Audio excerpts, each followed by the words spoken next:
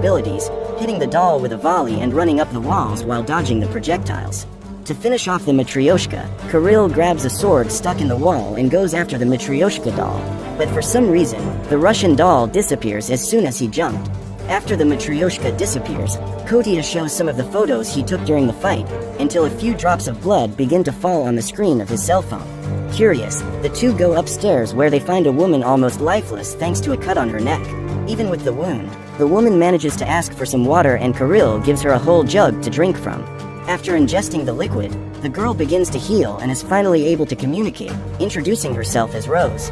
Fully healed, the woman says that the Matryoshka was a test and that he passed, even with the wound on his arm. To help him heal, Rose gives him a glass of water and prepares a bath for the new gatekeeper, which makes him fully restored in a few seconds. While Kirill is in the bathtub, the woman explains that one of the curators has chosen him to open up new worlds and that now he is no longer human and has the ability to control his spiritual energy. To prove it, Rose freezes the water in the bathtub and asks Kirill to concentrate on melting it, which he manages to do with a little effort. Just then, Anton and Anna arrive at the hotel restaurant and sit down at one of the tables for a romantic dinner, which makes Kirill visibly uncomfortable. On the second day of work, Kirill wakes up in the tower and realizes that the landscape outside has changed completely, taking on the tropical appearance of the brochure he gave Anna.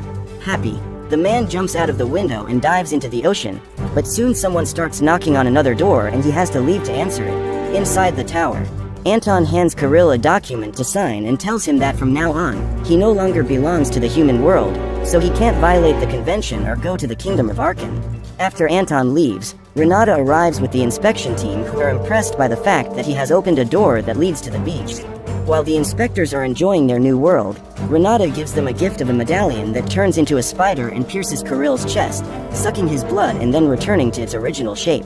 Soon after, Renata explains that the tower is directly linked to his vital energy and tells him not to go too far, revealing that his current distance limit is 9 miles.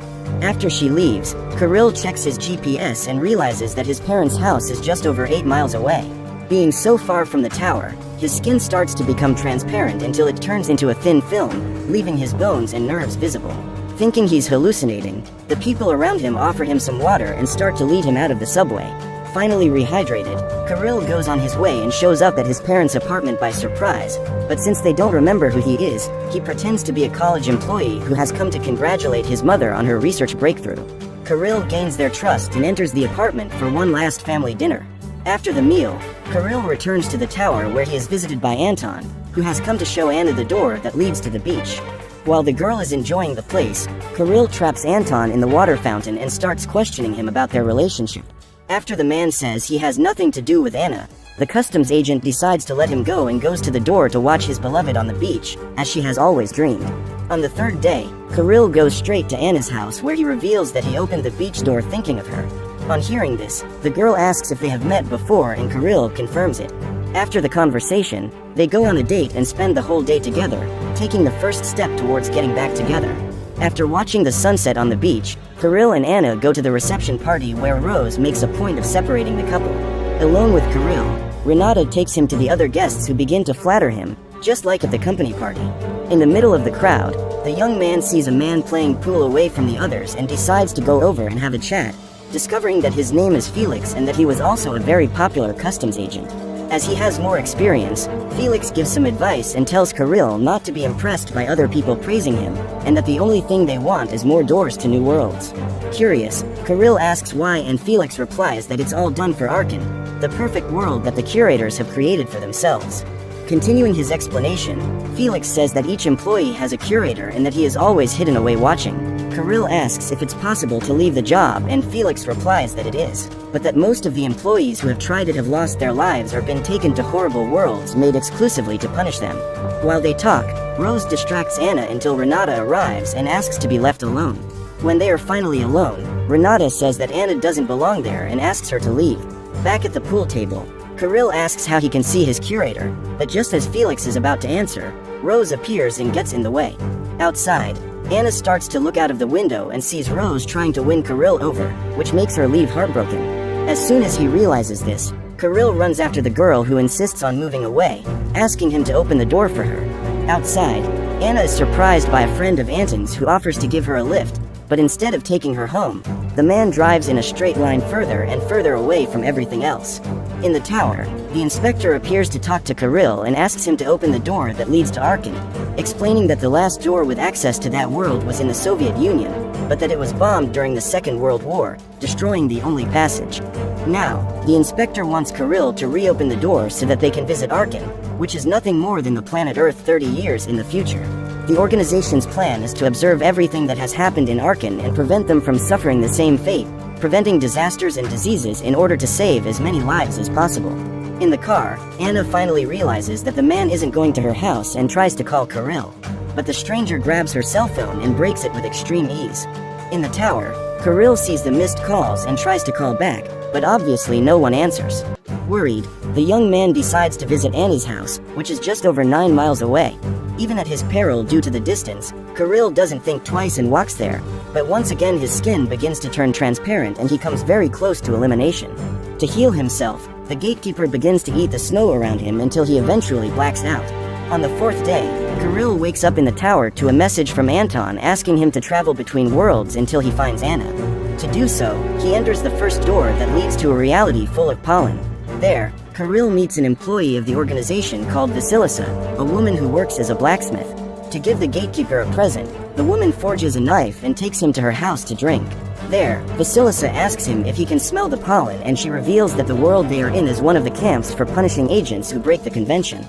When they come into contact with the pollen, people turn into addicted zombies and spend eternity trapped with Vasilisa, worshipping her as if she were a great leader. While they're talking, some employees arrive with the newcomers to be marked, and Kirill spots Anna among the crowd. Now that he knows where she is, the gatekeeper begins to think of ways to rescue her until Vasilisa invites him to a rally, asking him to give a speech to the zombies. Seeing it as a great opportunity, Kirill accepts and Vasilisa takes him to the stage, introducing him to the zombies and giving him the chance to make a speech. Knowing that they will accept anything, Kirill begins to praise Vasilisa and makes people see her as a true heroine, encouraging the prisoners to approach the stage to throw her over. With the woman in the arms of her own zombies, Kirill runs to Anna and tries to take her back to the tower, but Vasilisa refuses to let this happen and goes after him, challenging him to a fight with her sledgehammer. To save his beloved, Kirill takes the knife the woman gave him and goes after her. After a bizarre race, they both jump and their weapons clash in the air, but they end up stalling and nothing happens. On the ground, Kirill asks Vasilisa to let them escape in peace, and she replies that the allow it, just to appear once again and start throwing her up into the air, allowing Kirill to escape and take Anna back to the tower, where he begins to treat her wounds. While looking after the woman, the gatekeeper is visited by Kotia, who activates the medallion to punish him and reveals that he was the curator all along. To fight back, Kirill picks up the knife and throws it at his former best friend, but as a curator, Kotia is extremely powerful and can stop the object with the power of his mind alone. Kotia once again triggers the medallion and says that Kirill will be trapped in the tower until he begs for forgiveness. Keeper can travel to just 50 meters. Kirill decides to cure Anna with water and tries to carry her to the beach, but because of the 50-meter limit, his body begins to be consumed while still on the sand.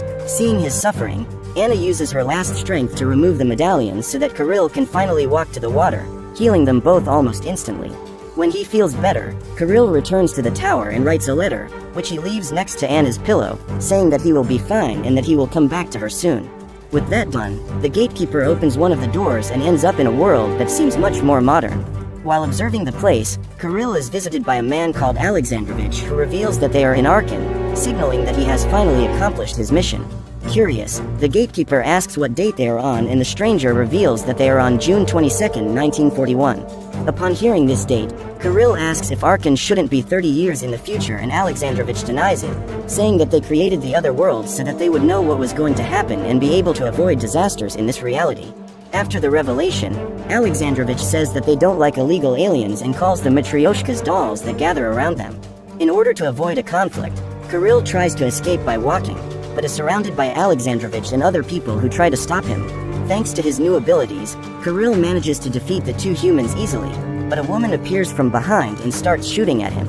Even with the wound on his stomach, Kirill manages to throw himself into the water while the dolls try to hit him. Thanks to his healing factor, the gatekeeper stays alive and swims away while the Matryoshka shoot at the water and throw missiles to prevent him from escaping. Even so, Kirill manages to stay unharmed and climbs out of the manhole near the entrance to the tower, where he finds two trucks blocking the passage with concrete.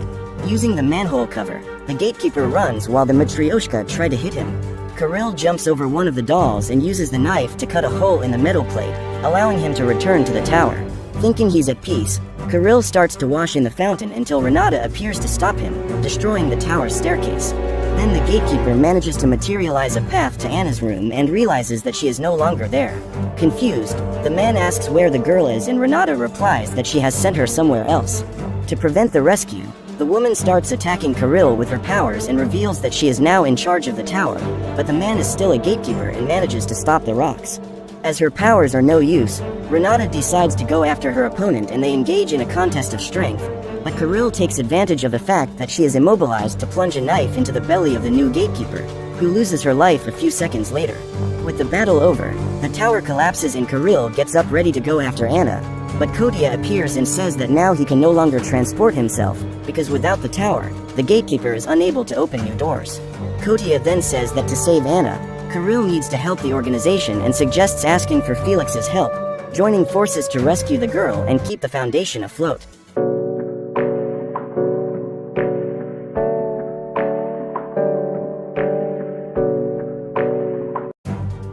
Before a court case, lawyer Jennifer Walters breaks the fourth wall and tells the viewers about an incident a few months earlier where she and her cousin Bruce Banner were in a car crash after an encounter with a Sakaran spacecraft. While attempting to get Bruce to safety, Jen was cross-contaminated with his blood, causing her to transform into a Hulk.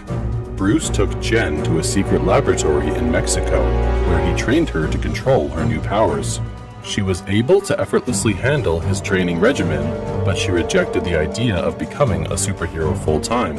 Bruce tried to stop her from leaving, and the two fought until Bruce reluctantly accepted Jen's wish to return to her legal career.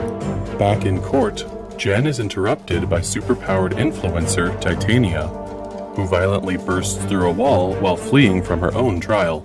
Jen transforms, defeats Titania, and returns to normal to make her closing argument.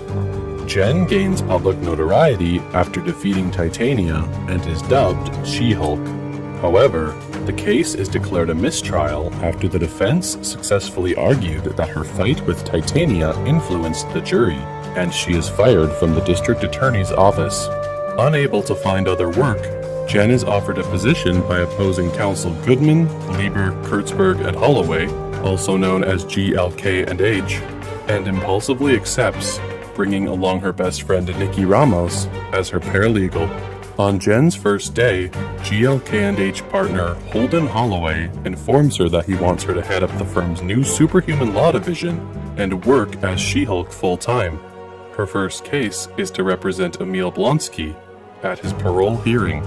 Though initially reluctant due to Blonsky's past attempt to kill Bruce, Jen gets Bruce's approval and accepts the case as he departs inside a Sakaran spacecraft. Jen soon learns that Blonsky apparently escaped from prison and participated in an underground fight club. Jen confronts Blonsky, who explains that he was removed from his cell by the Sorcerer Supreme Wong, and that he returned to prison willingly afterwards. While she attempts to contact Wong, news of her appointment as Blonsky's lawyer stirs up public controversy. Wong meets with Jen and agrees to testify at Blonsky's parole hearing, during which Blonsky demonstrates his ability to remain in control as the Abomination. Blonsky is released on parole, but forbidden from transforming again. Meanwhile, Jen's former colleague Max McGareth and his mother Molly end up going back to the town of Copper Canyon after the 8th time of finding a place to settle in. Years ago, his father Jim died in a supposed storm incident that hit their research laboratory, which is NTech. After that incident, Molly took Max and kept on transferring from one place to another as per finding a doctor that can help him with his unknown condition. Because of that, despite not being an actual loner, Max got used to not having any permanent friends. One afternoon, he is hanging out on the roof of their house and gets a glimpse of the old NTech lab. Called by his mom, Max helps Molly get their things inside as she tells him that they are finally home. Yet, he still doubts that they will actually stay at Copper Canyon for good, to which she promises that they will. Some time later, in his room, Max finds their old family photo as well as the planetary display that his father made for him when he was still a baby. In turn, Molly sees his drawing of the old NTech lab, so he asks her if that is where his father died.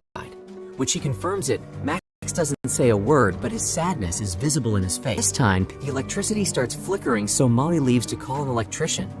Max, on the other hand, notices that his hand is emitting some sort of unknown energy that confuses him. The next day, Max decides to stop at the old NTech lab before heading to school. But as Molly sends him a message, his phone suddenly dies in his hand. Annoyed, he just decides to go to school, where he nearly gets run over by a truck. However, despite not getting hit, his bike still crashes on the center road. Luckily, the driver of the truck named Sophia, who's also a student where he's studying, decides to come to his aid. After making sure that Max is fine, she tells him to meet her after class so she can take a look at his bike. Max finally gets into his first class, and he realizes that his